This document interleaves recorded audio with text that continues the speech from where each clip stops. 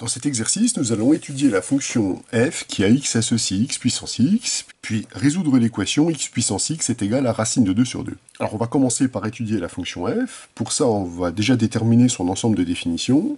Donc on rappelle que x à la puissance x est une puissance réelle. Donc par définition, x à la puissance x, comme la puissance est réelle, c'est e à la puissance x ln de x. Voilà la définition de x puissance x. Donc pour chercher l'ensemble de définitions, on va regarder quand est-ce que exponentielle de x ln de x est calculable. Donc comme x se calcule pour n'importe quel nombre réel, il nous faut que ln de x soit défini, or ln de x n'est défini que sur r plus étoile. Donc l'ensemble de définitions de cette fonction, c'est l'ensemble des nombres réels strictement positifs, puisque l'exponentielle lui étant définie sur r, c'est ln qui va imposer l'ensemble de définitions.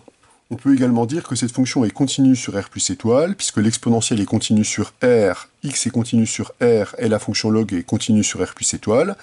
La fonction f est donc a priori continue également sur r plus étoile. On peut dire qu'elle y est également dérivable, puisque l'exponentielle est dérivable sur r, x est dérivable sur r, c'est une fonction polynomiale, et la fonction log est dérivable sur r plus étoile. Donc encore une fois, c'est la fonction logarithme qui va imposer l'ensemble de dérivabilité. Donc la fonction f est dérivable sur r plus étoile, comme produit et composé de fonctions dérivables.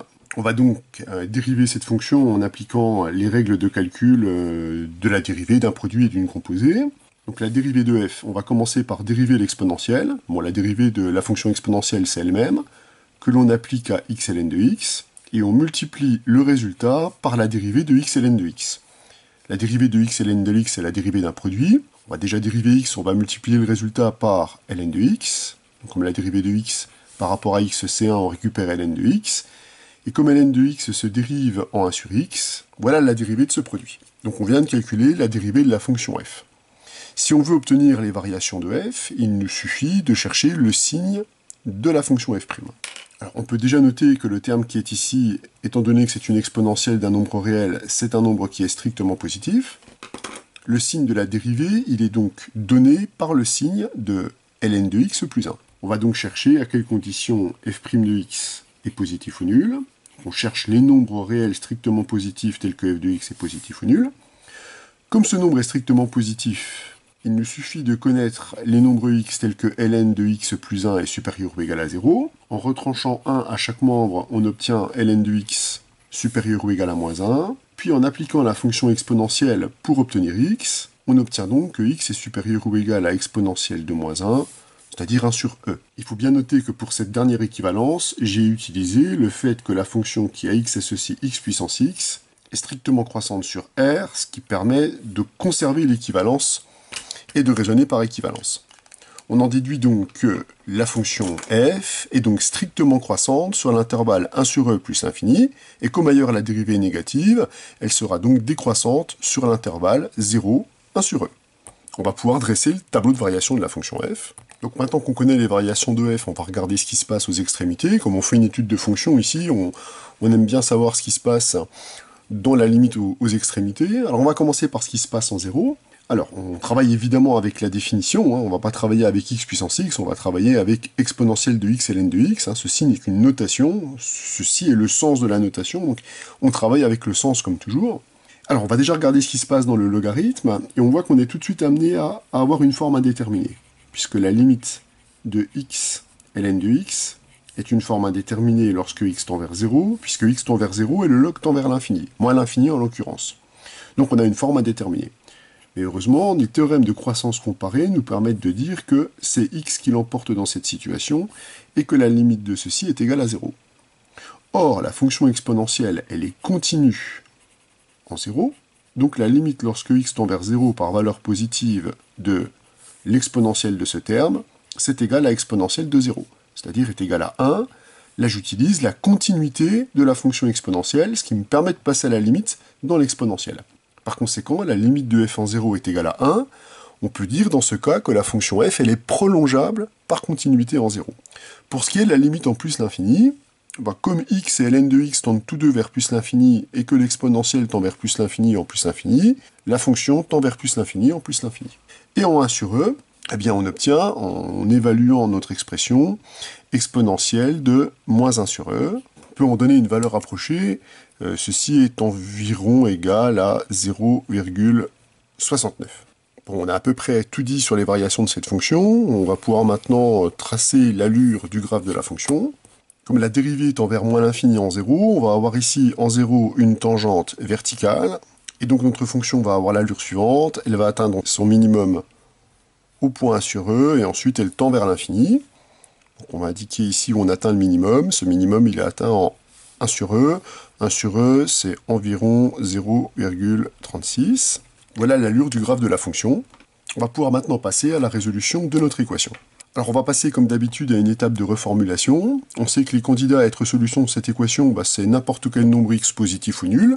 On peut déjà dire que 0 n'est pas solution, puisque racine de 2 sur 2 n'est pas égale à 1. Donc je vais me donner un x strictement positif, et je vais passer déjà par une étape de reformulation.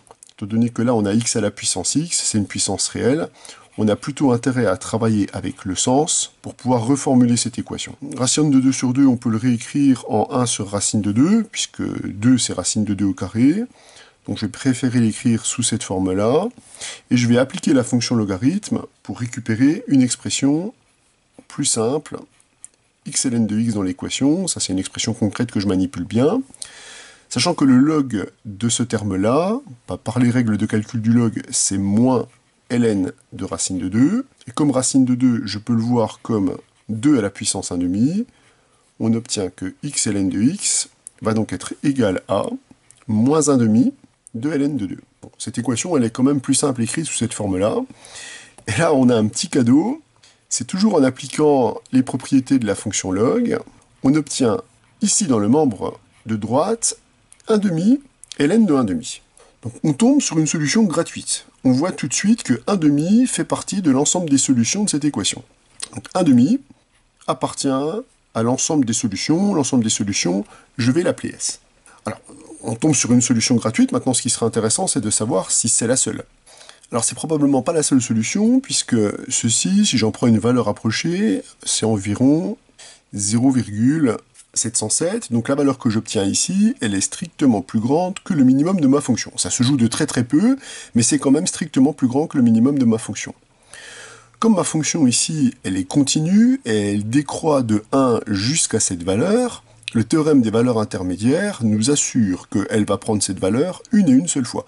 Puisque la fonction est strictement décroissante sur cet intervalle, elle est continue, elle va donc prendre toutes les valeurs qui sont situées entre 1 et 0,69. Donc, elle va forcément prendre la valeur qui est ici, dans l'intervalle 0,1 sur e. Le même raisonnement sur l'intervalle 1 sur e plus l'infini montre qu'elle va prendre également une et une seule fois cette valeur-là sur l'intervalle 1 sur e plus l'infini. Toujours en application du théorème des valeurs intermédiaires, la restriction de la fonction f à l'intervalle 1 sur e plus l'infini étant continue, strictement croissante, et la valeur qui est ici, elle est bien intermédiaire entre la valeur en 1 sur e et la valeur limite. Conclusion, on peut déjà affirmer en vertu du théorème des valeurs intermédiaires que cette équation, elle possède exactement deux solutions. Et on en tient une. Donc il nous en manque plus qu'une.